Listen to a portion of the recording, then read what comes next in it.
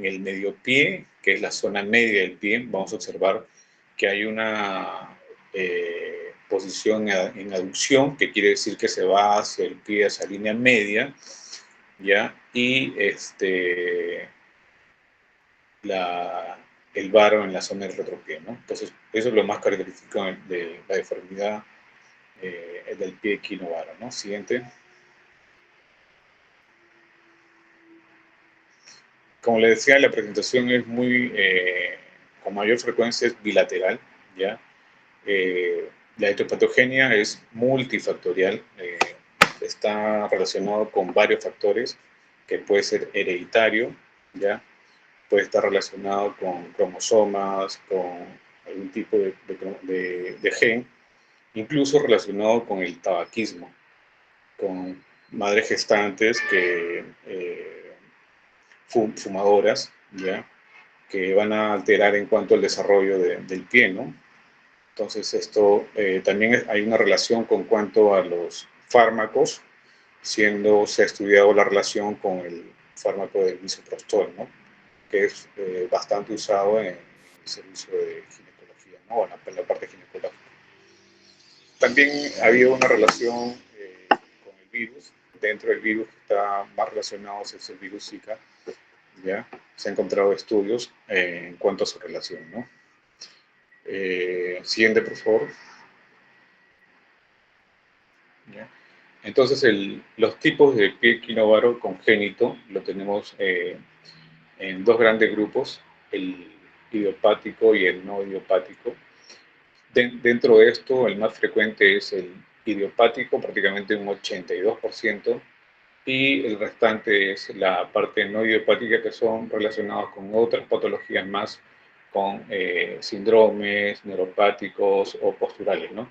Sin embargo, estos no idiopáticos son presentaciones más severas, más recidivantes, y el tratamiento prácticamente está más relacionado con recidivas, ¿no? Incluso hasta cirugías a posteriores. Siguiente. Como le decía, el pie equinovaro puede estar relacionado con otras enfermedades, como pueden ser la artrogliposis, el síndrome de bridas amnióticas, el mielomeningocele, que también hay mucha relación, ¿ya? La característica del pie anatómicamente, va a haber una variación, ¿no? En cuanto van a presentar un astrágalo más pequeño de lo normal, ¿ya? Un calcáneo en equino y la deformidad en varo, ¿no? En varo. Entonces, eso es lo más característico de estos pie equinovaro, que van a presentar un astrágalo más pequeño, ¿no? Y el calcáneo en equino.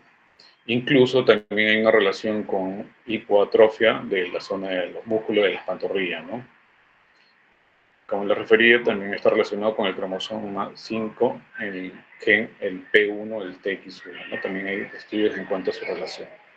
Siguiente. La clínica, como les comentaba, la clínica es en la zona del medio pie, que es la zona media del pie, va a haber un aumento del arco plantar. Este aumento del arco plantar se va a llamar cabo, ¿no? La deformidad en cabo. También en la zona del antepié indicaba que es en abducto, que quiere decir que se va hacia la zona de la línea media del cuerpo, ¿no? O sea, se desvía el antepié a la zona de la línea media del cuerpo, ¿no? Entonces es un abducto.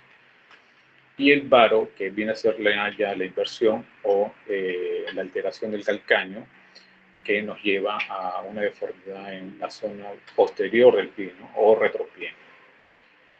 ¿Ya? Y la posición del pie en una postura de pie caído o de equino, ¿no? Pie caído o equino, o también una flexión plantar, ¿no? ¿Ya? Si estos pacientes durante el nacimiento no tienen acceso a una atención médica o a la especialidad, ¿ya? Estos pacientes durante los meses o años de edad que van a tener, o de repente son pacientes que hacen recididas o abandonos al tratamiento, van a continuar con la deformidad en el pie, ¿no? Van a continuar con esa deformidad, y cuando son más grandes, ya van a deambular con un pie doloroso, un pie, ¿cómo se llama?, que no se va a poder calzar un zapato, o incluso van a hacer unos callos, ¿no?, en la zona del borde lateral del pie. Incluso estos callos en el borde lateral del pie eh, eh, van a producir unas úlceras, incluso hasta llegar a ser más profundas, hasta llegar a hueso, ¿no? Entonces a las mamás lo que le van a traer más a la consulta, más es por las heridas, las úlceras en la zona del borde lateral, ¿no? Como le digo, esto es tanto el manejo tanto de los padres como de los niños, ¿no? Pero es más responsabilidad de los padres. ¿Ya? Entonces esto van a conllevar infecciones si no son bien tratados, o la deformidad, no van a usar un calzado adecuado, ¿ya? Entonces esto le va a dificultar o limitar en cuanto a su niñez, ¿no? Siguiente, por favor. En cuanto a la clasificación del pie para evaluar un pie equinovaro, hay varias clasificaciones en cuanto al pie equinovaro, pero la que más está aceptada y utilizada es la clasificación de Piraní. Sin embargo, esta clasificación de Piraní nos va a tocar varios puntos, ¿no? Nos ayuda a tocar varios puntos en cuanto si encasillamos a cada deformidad del pie, ¿no? La característica de esta clasificación de Piraní, que nos va a evaluar tanto el retropié como el medio pie, son ambos parámetros que tener en cuenta de cada punto de sus deformidades. De acuerdo a eso nos va a indicar la severidad de esta deformidad, o incluso cuando va a llevar un tratamiento posterior nos va a indicar la evolución del tratamiento, ¿no?, de la clasificación de Piraní. O cuando realizar una incisión en la zona del tendón de Aquiles en este tipo de pacientes que llevan un tratamiento, ¿no? O cuando también realizar el tratamiento con ortesis, ¿no? O cuando usar unas células de reducción. Siguiente, por favor. Entonces, como les mencionaba, la clasificación de Piraní es la clasificación más utilizada para el pie equinovaro, ¿ya? Durante el tratamiento que se realiza en este tipo de pacientes, que es un tratamiento prácticamente no invasivo, que es un tratamiento ortopédico con uso de yeso, ¿no? El uso de yeso desde el muslo hasta la zona del pie. Y entonces, pero antes vamos a hacer una clasificación de Piraní, ¿no? Una clasificación de Piraní antes, durante y después, ¿no? Entonces, de acuerdo a esto, como les decía, van a medir dos parámetros, uno tanto del retropié, que va a medir las características, si que tiene un pliegue posterior, si hay un equino rígido, si hay un talón vacío, ¿no? Y en el medio pie, si hay un pliegue medial, o hay una curvatura en el borde lateral, o hay una curvatura del astrágalo, ¿no? Perdón, cobertura del astrágalo, es decir, si el astrágalo está coberturado por el escafoides o el navicular, ¿no? Entonces, de acuerdo a eso, yo le doy las puntuaciones, que puede ser de 0, 0.5 a 1, ¿no? Siendo la clasificación la puntuación más severa de 6, ¿no? Siguiente. Entonces, yo ya teniendo mi paciente con una deformidad del pie en equino, en varo, en abducto, ¿ya? Le doy una clasificación, ¿ya?, que puede ser leve, moderada, severa, de acuerdo a la clasificación de Piraní. Entonces, es una foto antes del tratamiento, ¿ya? Y va a tener la puntuación, ¿no? Siguiente. Ahí vemos ahí la flecha azul, que es el pliegue posterior, la flecha roja, que es el pliegue en la zona media, y la línea verde, que es la desviación en equino, ¿no? Siguiente. Ahí vemos en la flecha roja, que es el borde lateral, que también se evalúa en el medio pie. Siguiente. Dentro del diagnóstico de imágenes tenemos un diagnóstico temprano que es la ecografía, ¿no? Es la ecografía que podemos hacer un diagnóstico intraútero durante las 18 a 20 semanas, ¿no? Pero hay un porcentaje alto de falsos positivos. Y obviamente esto lo vamos a confirmar durante el parto, ¿no? O sea, durante el parto vamos a confirmar lo que dice la ecografía, si es verdad o es cierto, ¿no? Pero como les digo, la ecografía también tiene un alto porcentaje de falsos positivos. Siguiente. Ya, bueno. Entonces, como le comentaba antes, el tratamiento es un manejo ortopédico, es un tratamiento menos invasivo. Eh, Dentro del tratamiento también ha habido muchos tipos de tratamiento ortopédicos, pero dentro de los cuales el más aceptado, el que ha resultado mejor, es el tratamiento método Ponseti. A nivel internacional muy aceptado, muy utilizado, ya por los buenos resultados, ¿no? Esto nos permite corregir la deformidad, llevarlo de manera a un pie plantígrado, un pie no doloroso, un pie que pueda usar un calzado, ¿ya? Y pueda llevar una niñez sin limitaciones, ¿no? Como les decía, es un tratamiento conservador, que el método Ponseti está dividido en dos etapas, ¿no? Siguiente. Entonces, la finalidad del tratamiento es la reducción, es decir,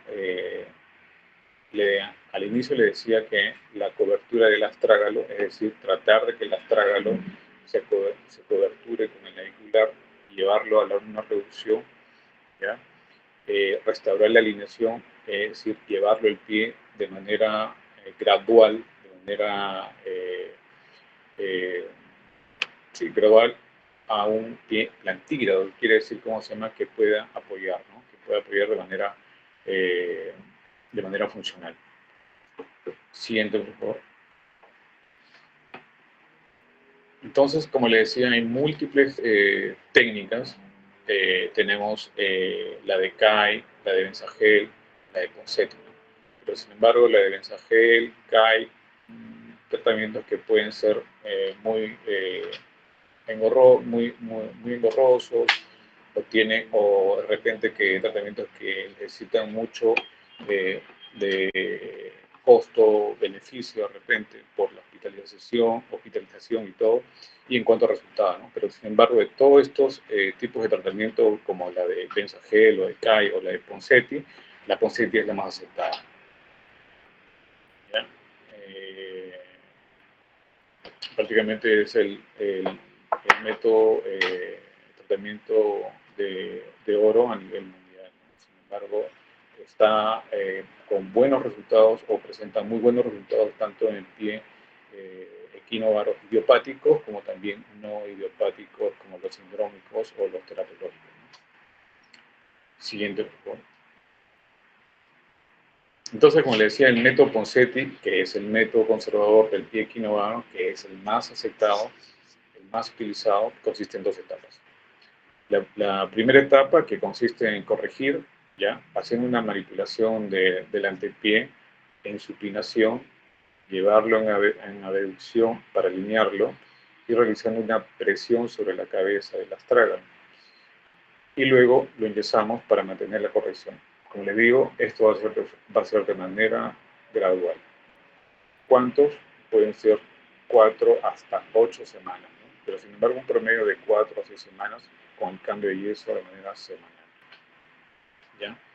Entonces, cuando se ha llegado a la corrección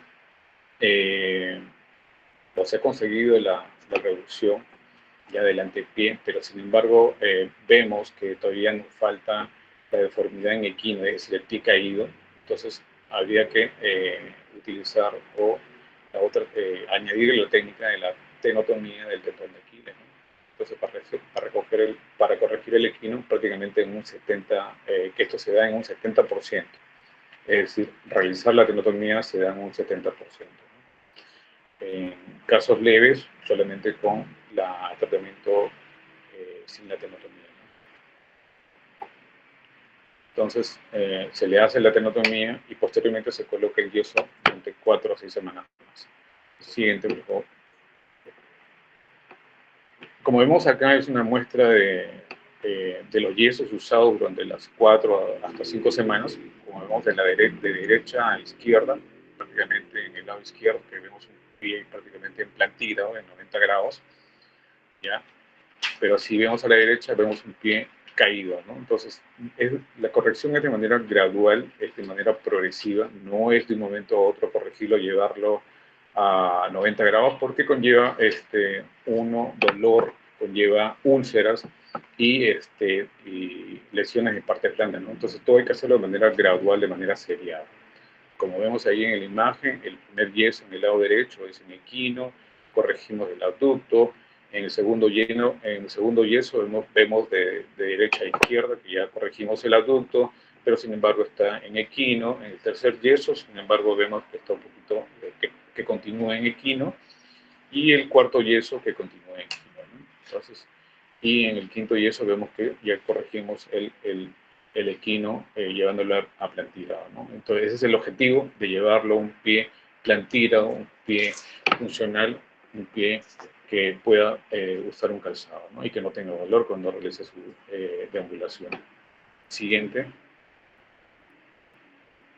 Entonces, como le refería, cuando termina dentro de la primera etapa, que es la colocación, en un 70% es realizarle una tenotomía del tendón de Aquiles, ¿no? Que eso se puede realizar dentro de sala de operaciones, pero también en un ambiente de procedimiento, ¿no? Con una anestesia local se realiza la tenotomía del tendón de Aquiles. Entonces, esto nos va a permitir que aquellos pacientes que persisten el pie caído o pie equino, lo corrijamos con llevarlo a plantilla, ¿no? Entonces se realiza la tenotomía y posteriormente colocamos también los yesos de manera seriada por 4 a 5 semanas.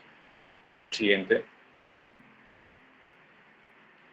La siguiente fase, que es la fase de ortesis, ya, ya haber pasado la primera fase, la primera etapa, ya se hace la colocación de una férula en abducción, que es la más usada, la férula de Dennis Brown. Ya, vamos a colocar, van a usar la férula, ¿no? Entonces van a usar esos zapatitos con en una posición de abducción del pie en un 40-60 grados y una dorsiflexión de 10 a 20 grados del pie, ¿no?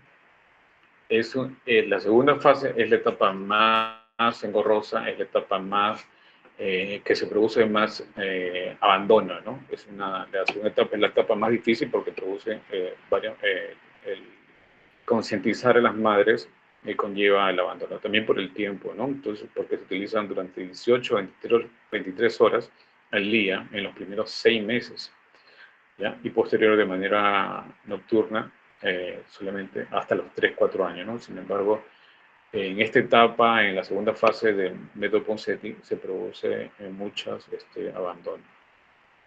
Ya. Siguiente.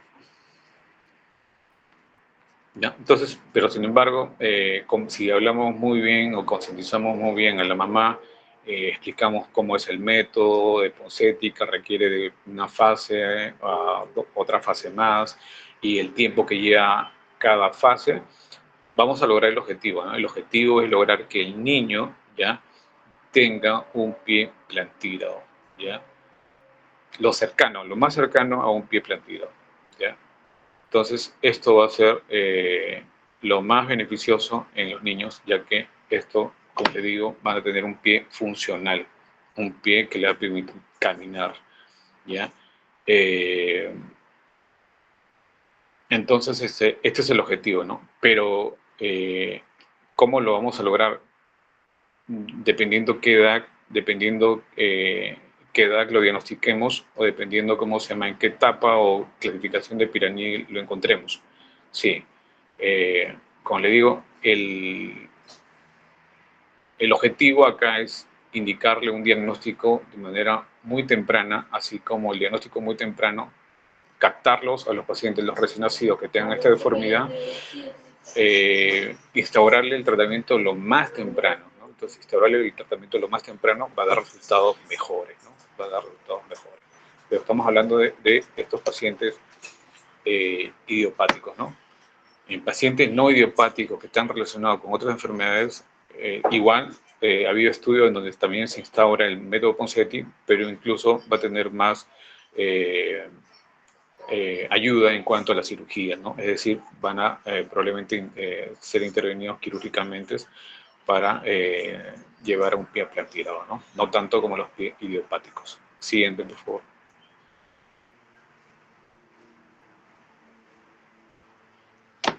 Siguiente.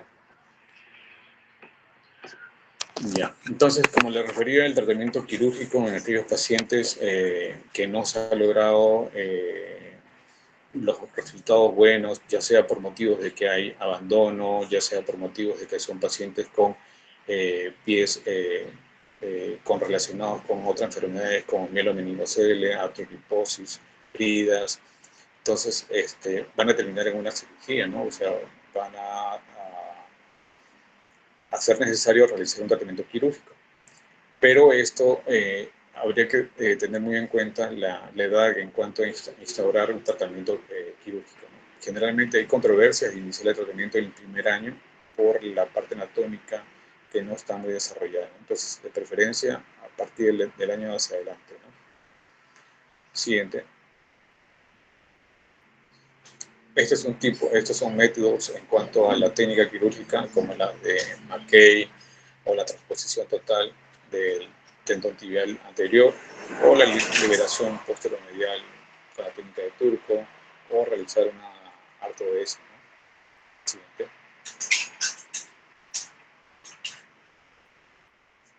Siguiente. Entonces, como les refería, el pronóstico va a depender mucho del diagnóstico temprano y del tratamiento precoz instalado. Entonces, si hacemos un diagnóstico temprano y instalamos el tratamiento lo más temprano, vamos a tener un resultado excelente de un 94 hasta el 99% de tratamiento satisfactorio, ¿no? Siguiente. Bueno, hasta aquí. Si no hay alguna pregunta, si no, continuamos con la clase de desarrollo de la cadera. Todo claro, doctor. Ya, entonces continuamos con displasia de desarrollo de cadera. También es una patología muy frecuente, ya, es una patología que es consulta en traumatología frecuente, ya. Siguiente, por favor. Ya, acá la diferencia en cuanto al pie equinovaro, que es más frecuente en mujeres, ya, es más frecuente en las caderas del lado izquierdo, ya, y está relacionado con otras patologías más, ¿no? Que puede ser desde una simple leve displasia hasta una luxación, que es lo más severo. Siguiente. Entonces, primero para definir, hay que definir unos términos, como es una displasia, que es una displasia acetobular, que es una subluxación de cadera, que es una luxación de cadera. Entonces, hablar de displasia de desarrollo involucra hablar de todo esto, ¿no? Entonces, displasia acetabular, estamos hablando de un desarrollo inadecuado tanto de la formación, tanto de la epífisis del fémur, como en cuanto al acetábulo. Lo característico en cuanto a displasia, que hay congruencia articular, ¿ya? Pero hay una alteración en cuanto a la parte de desarrollo tanto de la epífisis como de la acetábulo. ¿Ya? Pero lo característico que hay congruencia articular. Sin embargo, subluxación de cadera, acá hay una pérdida parcial de la congruencia, ¿ya? Encontrándose de manera excéntrica, ¿no? Y la luxación, como su mismo nombre indica, que hay una pérdida total de la superficie, ¿no? En cuanto a la posición de la cabeza dentro de la acetábulo. Siguiente. ¿Ya? Entonces, el 98% de la displasia de cadera de desarrollo son típicas, ¿ya? Quiere decir que su presentación es después o al final de la gestación o durante el nacimiento, ¿no?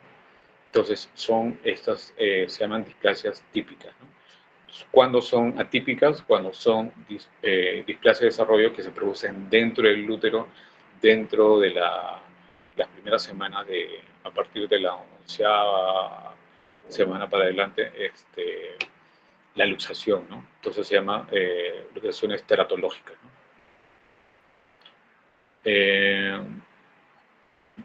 Igual que el pie equinovaro es multifactorial, ya está relacionado con factores genéticos, factores hormonales, factores ambientales, mecánicos.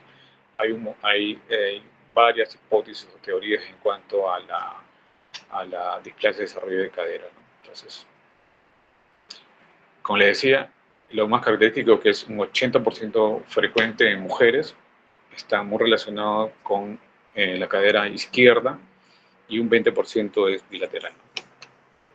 Siguiente.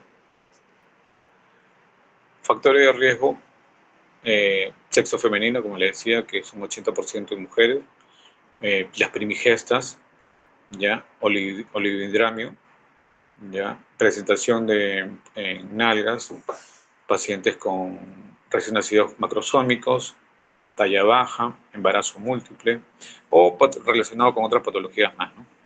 Siguiente. Como le decía, la etiología, a la séptima semana se produce el rudimento de la formación de la cadera, y a la 11ª semana se produce la luxación. Entonces eso se llama si es intraútero, se llama una luxación atípica, ¿no? O teratológica. Puede estar relacionado con enfermedades o síndromes, como defectos del cierre del tubo neural, artrogriposis o otras enfermedades más graves, ¿no? Entonces, tener una displasia de desarrollo atípica es muy, muy severo y nos indica el pronóstico un poco más complicado, ¿no? Ya, siguiente, por favor. Entonces, tanto igual que el pie equinovaro, acá el tratamiento va a depender mucho del diagnóstico, y el pronóstico, ¿no? En qué momento le vamos a hacer el diagnóstico. Y si hacemos acá el diagnóstico más precoz, el resultado va a ser favorable, muy favorable. Siguiente. Entonces la presentación va a depender mucho de la edad en que se diagnostica, ¿no? Porque a medida de que si estos pacientes comienzan con una displasia, si no son tratados de manera oportuna, van a conllevarse a una luxación. ¿Ya? Entonces, en la presentación clínica no hay una presentación o una evaluación patognomónica en cuanto a que este paciente nos diga que es una displasia de desarrollo, ¿no? O sea, no hay. Todo hacemos una evaluación y hay relación, pero no es patognomónico. ¿Ya? Siguiente, por favor. ¿Ya? Dentro de las exploraciones que decía, el test de Galeazzi o ALICE, que es una evaluación del paciente, del niño o del lactante, ¿ya? Donde vamos a evaluar una discrepancia de los miembros, es decir, le vamos a colocar al niño en decúbito dorsal con las caderas flexionadas en 90 grados y las rodillas semiflexionadas, ¿ya? Y vamos a ver las alturas de las rodillas, ¿no? Si vemos las alturas de las rodillas, que hay una discrepancia, una rodilla más baja, una rodilla más alta, cuando hacemos la flexión de la rodilla, el paciente que está en decúbito dorsal, ahí nos está indicando que es un ALICE positivo, ¿no? Pero sin embargo, este test de Galeazzi o ALICE es un examen que nos indica ya algo tardío, ¿no? Porque vamos a encontrar en un paciente que tenga más meses de evolución, ¿no? Es una presentación tardía. Siguiente. Como vemos acá, como les explicaba, el paciente en decúbito dorsal, ya la cadera flexionada, la rodilla flexionada, ¿ya? Y vemos la discrepancia de las rodillas, vemos una rodilla más baja, una rodilla más alta, y nos indica que prácticamente hay una alteración en la articulación coxofemoral. Esto nos indica que es patológico, pero es una presentación tardía. Siguiente. Hablar del test de Barlow. De Barlow es un test que lo que queremos es hacer una luxación de la cadera, ¿no? Entonces, para conllevar una luxación de cadera, le pedimos al paciente que esté con la cadera flexionada y aducida, ¿ya? Entonces, aplicamos la fuerza de interna a externa, ¿ya? Y conllevamos que se luxe. Si se luxa, es Barlow positivo, ¿ya? Entonces, ese clum o resalte, cuando buscamos la luxación, que es en aducción, ¿ya? Y vamos a conllevar a que se luxe ese Barlow positivo. Ortolani, siguiente. Ortolani es lo contrario. Entonces, Ortolani lo que buscamos es la abducción y lo que buscamos es la reducción. ¿Ya? Entonces, abducimos y buscamos el clic o el resalte para ver si se ha reducido o no ha reducido la cadera. Entonces, ese es el Ortolani, buscamos la reducción. Ya, siguiente. Bueno, acá vemos ahí en la gráfica el Ortolani y el Barlow, donde le decía que el Barlow buscamos la luxación, ¿ya? Le decimos que lo llevamos a aducción y hacemos una fuerza con el pulgar de interna a externa para que se luxe la cadera. Entonces, esto nos va a indicar que es una inestabilidad coxofemoral, ¿ya? O una displasia de cadera, ¿no? Y el Ortolani, que es abducción, que es lo contrario, buscamos la reducción, es decir, lo abducimos y damos fuerza de externa e interna para buscar la reducción de la cadera. Estos test, tanto de Ortolani como de Barlow, solamente es para hacerlo dentro de las 6 a 8 semanas. O sea, más de las 8 semanas no es un test según la teoría, ¿ya? Que no nos da, no es contributorio, ¿no? O sea, no es contributorio a partir de las 8 semanas. Dentro de las 8 semanas sí es contributorio. Siguiente. La limitación de la movilidad en cuanto al paciente, cuando le evaluamos en decúbito dorsal, buscamos la abducción, que lo normal es hasta 80 grados de la cadera, nos va a indicar que, ¿cómo se llama? Que es que no hay limitación en cuanto a la abducción, ¿no? Entonces, pero hay pacientes que puede ser tanto a las 4 semanas como a 6 meses que hay una limitación a la abducción. ¿Y cuándo nos va a sospechar? Cuando comparamos una cadera con otra cadera, ¿no? O sea, cuando deducimos, por ejemplo, la izquierda, la derecha, vemos que se produce la abducción hasta un 80 grados. Y si abducimos la cadera del lado izquierdo, que es lo más frecuente en una niña que sea patológico, vemos que probablemente no llega a todo el rango articular de 80 grados, es menor, 45, 50 grados. Entonces ahí ya sospechamos que probablemente puede haber alguna patología, ¿no? Entonces, pero sin embargo, como la limitación de la movilidad, la teoría nos indica desde los 6 semanas hasta los 6 meses, ¿no? Yo he tenido pacientes hasta los 6 meses, sí, que ha habido una limitación en la abducción, ¿no? Y sí es muy notorio. Cuando le tomamos una radiografía, vemos ahí que tiene prácticamente su displasia de desarrollo, ¿no? Siguiente.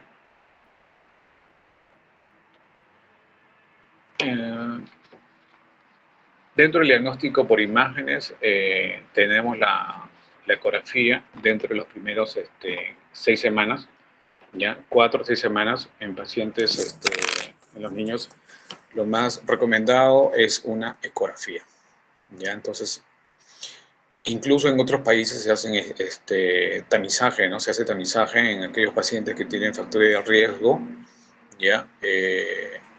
Se le hace, como se llama, una evaluación por imágenes, por ecografía, en donde de manera, como se llama, vamos a ver o van a evaluar los ángulos, que es con la técnica de Graf, ¿ya? Y nos va a indicar si este paciente de manera temprana tiene alguna displasia o luxación de cadera, ¿no? Y a los 3 meses, antes era a los 4 meses, actualmente es a los 3 meses, se solicita una radiografía, ¿no? Es decir, la ecografía ya no es muy útil a partir de las 6 semanas. Entonces, siempre o generalmente a partir de los 3 meses pedimos una radiografía simple anteroposterior, ¿ya? Que nos va a permitir ver la osificación de la epífisis del fémur, ¿no? Entonces ahí vamos a ver de manera congruencia articular, el desarrollo de la epífisis, el ángulo acetabular, los cuadrantes cuando trazamos las líneas. Entonces es bastante, nos va a ayudar en cuanto al diagnóstico y al seguimiento, ¿no? Tanto la ecografía como la radiografía nos ayuda en cuanto al seguimiento del tratamiento o la progresión en cuanto al tratamiento instaurado, ¿no? Siguiente. Y entonces, como les refería, 4 o 6 semanas la ecografía cuando hay sospecha clínica, ¿no? Con la técnica de Graf lo que se hace es la evaluación de 2 ángulos, que es el ángulo de alfa y el ángulo beta, ¿no? El ángulo alfa que nos va a evaluar el acetábulo, pero la parte ósea del acetábulo, ¿ya? Y esto nos va a permitir ver la cobertura de la cabeza, cobertura ósea de la cabeza. El beta es lo contrario, es la cobertura, perdón, la otra parte del acetábulo, que es la cobertura cartilaginosa, ¿no? La cobertura cartilaginosa. ¿Ya? Entonces, donde el ángulo alfa, lo normal es mayor de 60 grados, ¿ya? Y el ángulo beta, lo normal es menor de 55 grados. Siguiente.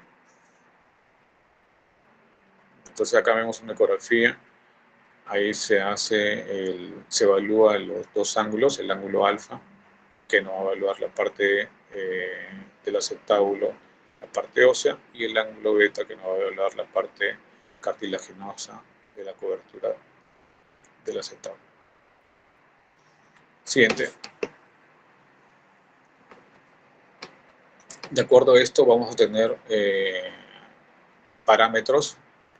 Acá vemos una tabla en donde vemos qué tratamiento le vamos a instaurar de acuerdo a los ángulos descritos, que, como les decía, lo normal es mayor de 60 el alfa y menor de 55 el beta, ¿no?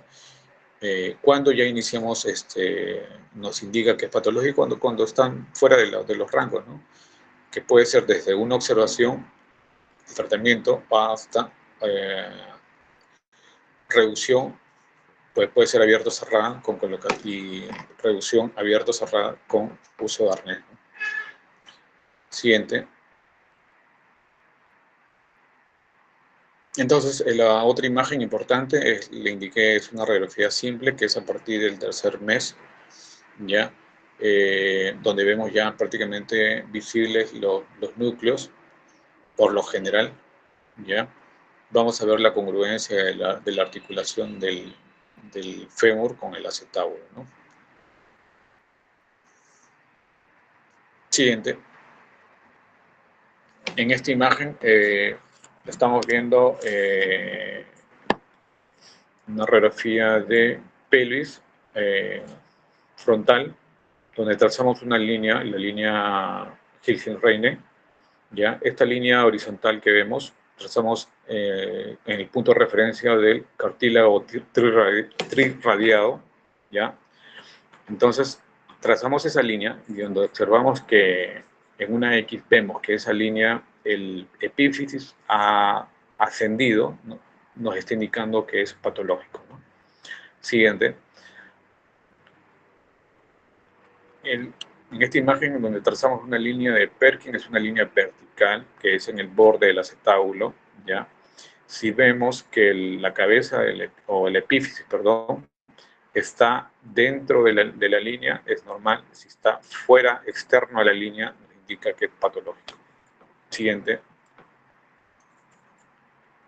La otra curva, que es la curvatura de Shenton, ya que es una curvatura que va desde del borde interno del fémur, del cuello, a el borde inferior del agujero, borde superior del agujero obturador, ¿no?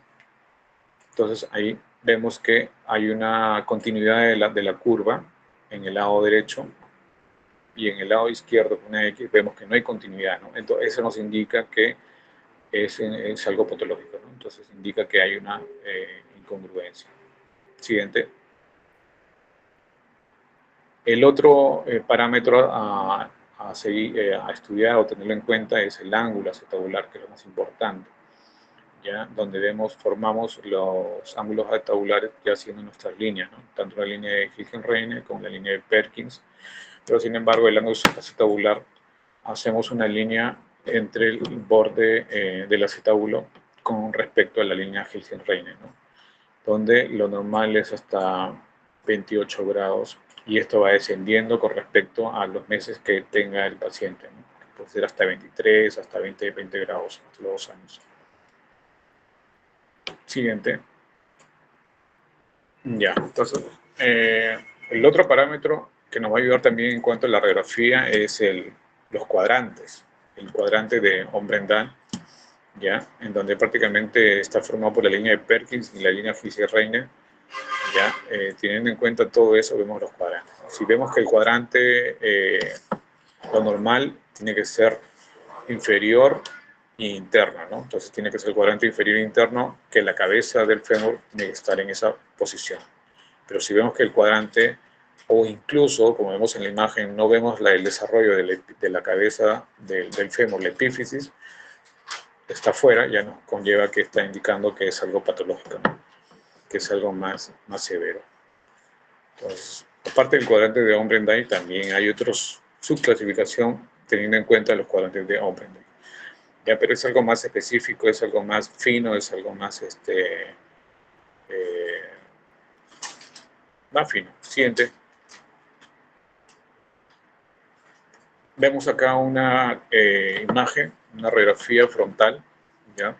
Sin embargo, vemos que la epífisis, la cabeza de la epífisis está dentro de la cavidad articular, ¿ya? Pero si trazamos una línea de Perkins, la línea de Hilgenreiner, hacemos la continuidad, la curva de Shenton o los cuadrantes, vamos a evaluar y vamos a decidir si este paciente tiene incluso los ángulos acetabulares también, ¿ya? Si este paciente tiene alguna displasia o una luxación, ¿no? Pero aparentemente este paciente no presenta alguna displasia. Siguiente. Esta es una imagen de Monrosen. Siguiente. Yo creo que acá nadie se va a equivocar viendo ya las imágenes anteriores y viendo esta imagen donde vemos la cabeza del epífisis que está afuera, ¿no? Fuera de la línea de Perkins, ascendido a la línea horizontal, que es la de Hilgenreiner, e incluso la línea de Shenton no continúa, la curva de Shenton no continúa, ¿no? Incluso si hacemos los cuadrantes también está afuera. Esa es una lesión severa, bilateral, no buen pronóstico, ¿no? Tiene mucha probabilidad de artrosis, ¿no? Si es que se realiza un tratamiento con cirugía y todo. Siguiente.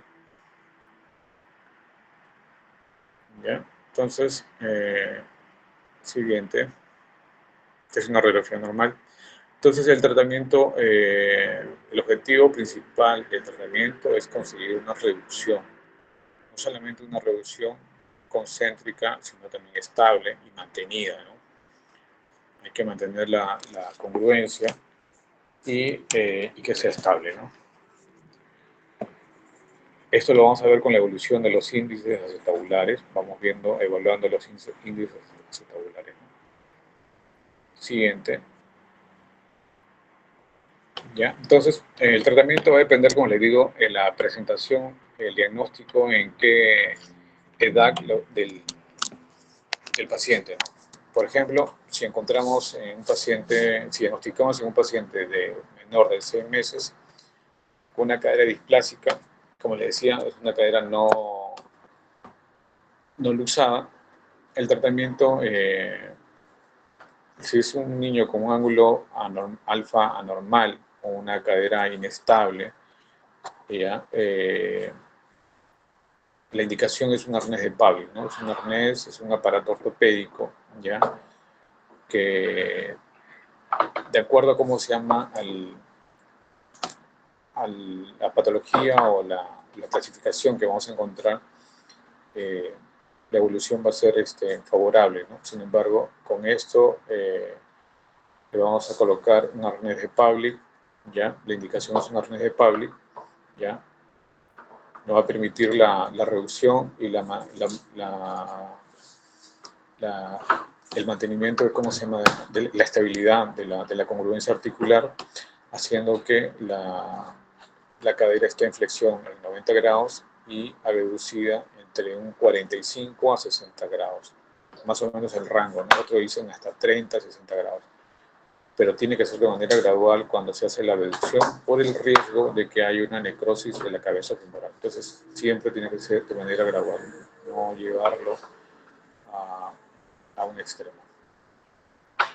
En este caso, si este paciente se le da un tratamiento oportuno, la tasa de éxito es un 90%. Y la recidiva es un 10%. Siguiente. Este es el arnés de Pavlik, ¿ya? Que es un aparato, es una férula de deducción. ¿Ya? Siguiente.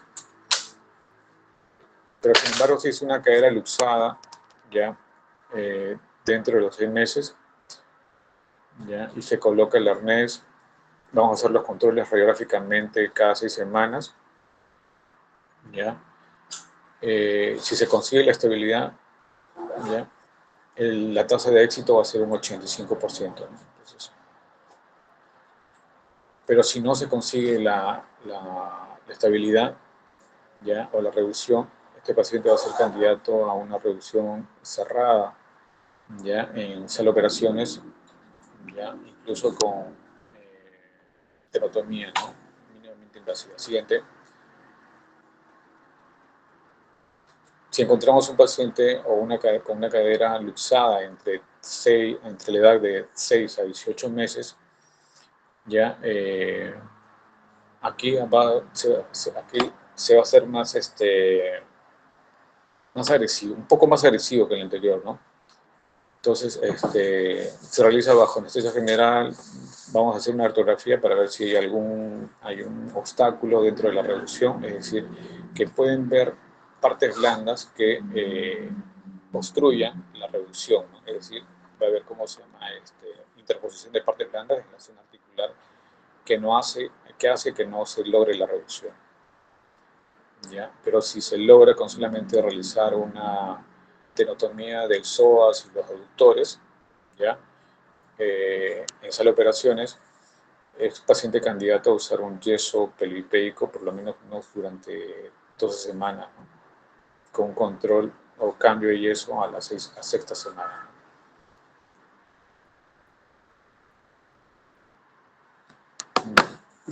Y si sin embargo no se logra durante las semanas de evolución con radiografías, este paciente va a ser candidato a una reducción abierta, ¿no? Como le decía, una reducción abierta, ingresar, hacer un abordaje anterolateral, ¿ya? Y ir hacia la zona de la articulación. Si vemos que hay partes blandas que interponen la reducción, retirarlos, ¿no?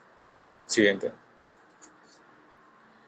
Las partes blandas que interponen podrían ser o dificultan, pues el tendón del psoas, la parte de los aductores, ¿ya? La cápsula articular que es muy tensa, ¿ya? O el pulvinar, que es una estructura dentro de la cavidad, ¿ya? Ligamento redondo de repente está hipertrófico, ¿ya? O el ligamento transverso hipertrófico también. Todo eso van a alterar en cuanto a la reducción de la cadera. Es por eso que se hace una reducción abierta para esto. Siguiente. Este es un yeso pelvipédico, ¿ya? Yeso pelvipédico que va a estar por lo menos 12 semanas, que se hace el cambio hasta las 6 semanas, ¿no? Yeso pelvipédico, que esto no es tan fácil de llevar, es muy engorroso, es concientizar a la mamá, o sea, hablar con la mamá para que acepte el tratamiento, ¿no? Y explicarle el tratamiento. Siguiente. Si es una cadera luxada en mayores de 18 meses, en este tipo de tratamiento es más agresivo. Es más agresivo. Hablamos de cadera luxada en mayores de 18 meses, ¿no? Como les decía, si el diagnóstico es a menos edad, va a ser menos invasivo. Pero si el diagnóstico va a ser más edad y cadera luxada, el tratamiento va a ser más agresivo, que puede conllevar a hacerse una osteotomía, ¿ya? Tanto del fémur como la pelvis, ¿no? Entonces, lograr una reducción o lograr la cobertura del, de la cabeza femoral se hace bajo incisiones e incluso osteotomía, ¿no? Se hace un abordaje vía anterior de Nick Peterson, ¿ya? También si se elimina impedimentos en cuanto a las partes blandas en la cadera, ¿ya? Siguiente, la osteotomía femoral, que el objetivo es la varización, ¿ya? Y disminuir la presión de la cabeza femoral. Siguiente, la osteotomía pélvica en displasias acetabular persistentes, ¿ya? Puede ser en caso de una osteotomía de reconstrucción o osteotomía de salvamento. Son cirugías más agresivas. Tratamiento abierto. Siguiente. En el caso de una osteotomía pélvica de reconstrucción, siguiente, solo para mencionarla, esta es una osteotomía pélvica. Siguiente, como la osteotomía de Pemberton. Siguiente, igual osteotomía de la pelvis, Vega. Siguiente, la de salvamento, que es la única, la de Chiari. Siguiente, igual, para darle cobertura a la cabeza del acetábulo, se hace osteotomía en la zona de la pelvis. Siguiente. Siguiente. Pasamos al siguiente tema, que es la deformidad de columna vertebral en niños. También es una patología poco frecuente. Siguiente. Vamos, acá vemos una imagen lateral y una imagen anterior de toda la columna, ya con todas las vértebras. Vemos que la curvatura tiene en la zona cervical una lordosis, sifosis, lordosis y sifosis, ¿no? Vemos en una imagen anteroposterior frontal, vemos que está alineado, ¿no? Recto. Siguiente. Para definir escoliosis, es una deformidad en 3 dimensiones, ¿ya? Es una deformidad en lateral, es una deformidad en frontal y es una deformidad en transversal, es decir, rotación, ¿ya? Aparece más o menos 1 a 3% de la evaluación, ¿ya? Ya les dije que es una deformidad, una alteración en los 3 planos, coronal, sagital y axial. Siguiente.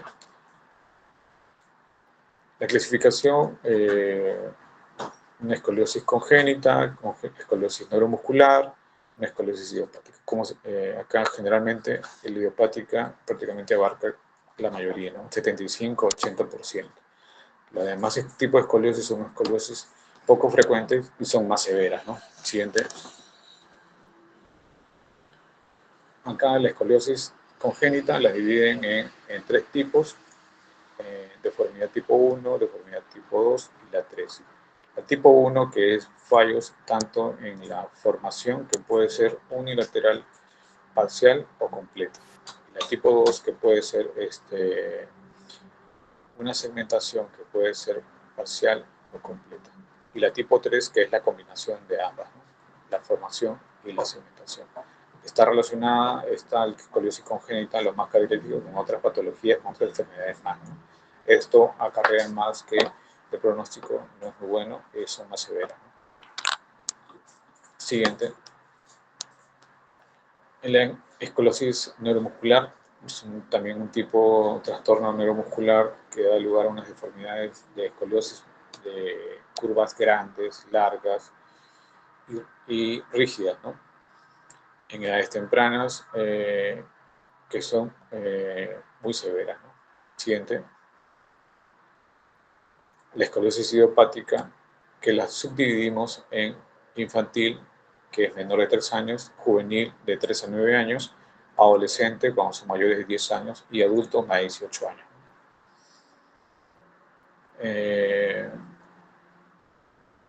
Como les refería, igual que las patologías anteriores, la aparición de esta patología a edad más temprana va a ser más severa. Siguiente. Entonces, le hacemos una exploración en sus 3 vistas, en la vista dorsal, que vamos a ver si la cintura escapular hay un desequilibrio o una, ¿cómo se llama?, diferencia de altura.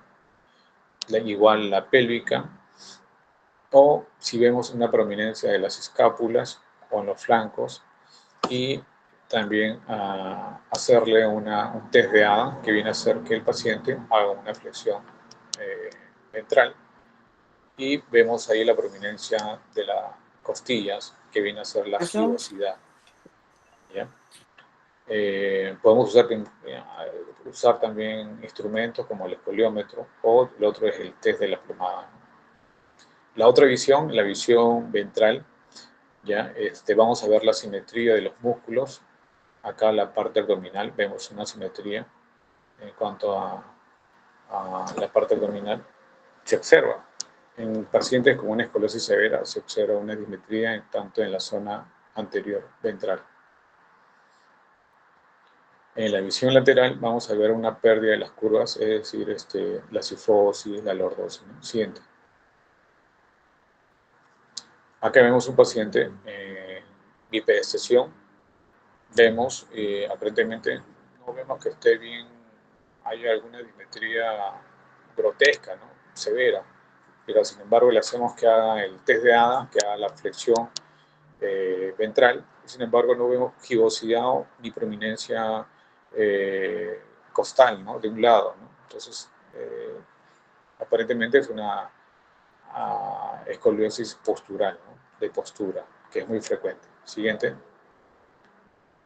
Pero sin embargo, vemos otro paciente que hacemos el test de ADA y vemos una prominencia, una gibosidad, que es la prominencia costal de un lado, ¿no? Siguiente. Acá vemos el uso de un escoliómetro para ver la rotación, ¿no?, cuánto la rotación se da de la escoliosis, ¿no? La imagen A, donde prácticamente vemos muy severa en cuanto a la deformidad, ¿no? Y ahí se observa prácticamente la prominencia escapular, se ve cómo se llama la diferencia de altura en cuanto a la cintura escapular, en cuanto a la cintura de la pelvis, ¿no? Siguiente. Entonces, usamos una imagen, una teleradiografía o una radiografía panorámica de columna que abarca desde la cabeza hasta la pelvis, ¿ya? Es lo primero en cuanto al diagnóstico, ya una imagen frontal en bipedestación, ya vemos toda la columna, y lo que medimos es el ángulo de Cobb. ¿Cómo medimos el ángulo de Cobb? Vemos la curvatura que tenga, la curva que es mayor, ya que acá se observa que es la torácica, ya trazamos una línea inferior y otra línea superior de la curvatura, prácticamente paralela a la vértebra, ¿no? Y trazamos otra línea perpendicular a la primera línea trazada, perpendicular, y la unión de estas líneas perpendiculares nos va a dar el ángulo de Cobb.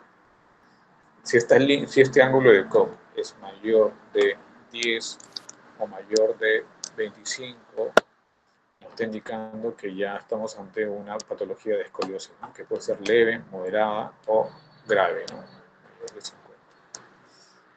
Sin embargo, vemos otra curvatura hacia arriba, que son curvaturas secundarias no estructurales. Siguiente. ¿Ya? Y vemos para ver si esta escoliosis es flexible o no es flexible. Tomaremos una radiografía de cúbito dorsal en lateralización, ¿no? Es la de columna de bending, ¿no? Siguiente.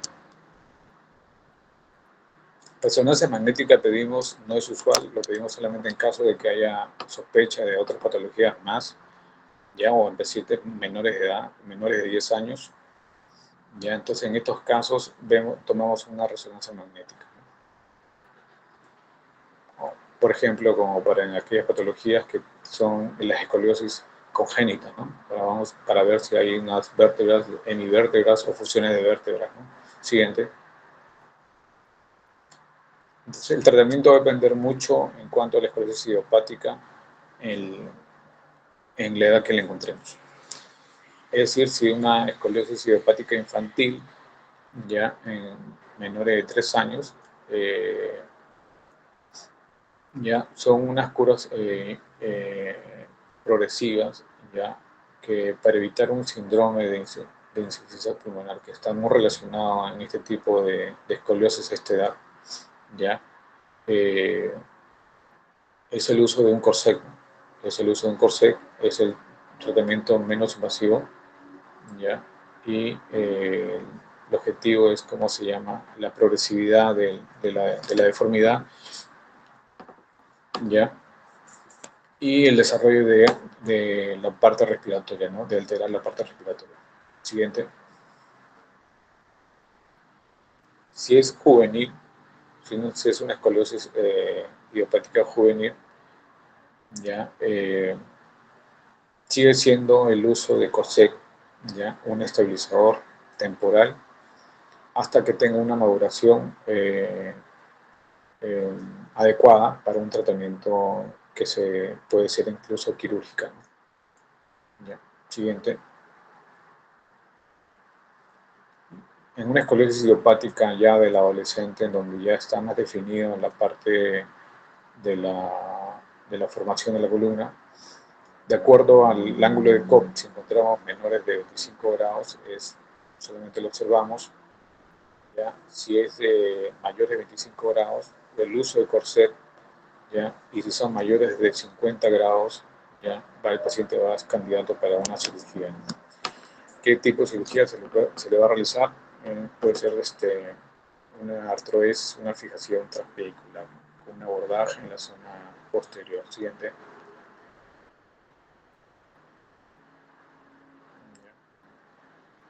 Entonces, siguiente. Paciente con escoliosis. Como le decía, el uso de corset continúa siendo un tratamiento para mantener la progresión, que no progrese la escoliosis, ¿ya? Y hasta que tenga una edad adecuada y poderle realizarle una cirugía. Siguiente. Entonces, pacientes que ya han usado su corset, tienen una maduración en cuanto a la anatomía, a la parte de las vértebras, se le realiza como tratamiento una artrodesis. Artrodesis en aquellos pacientes que tienen un ángulo de Cobb mayor de 50 grados, ¿no? Entonces se hace una fijación transvehicular y se le artrodesa la zona de la columna, ¿no? Siguiente. Siguiente.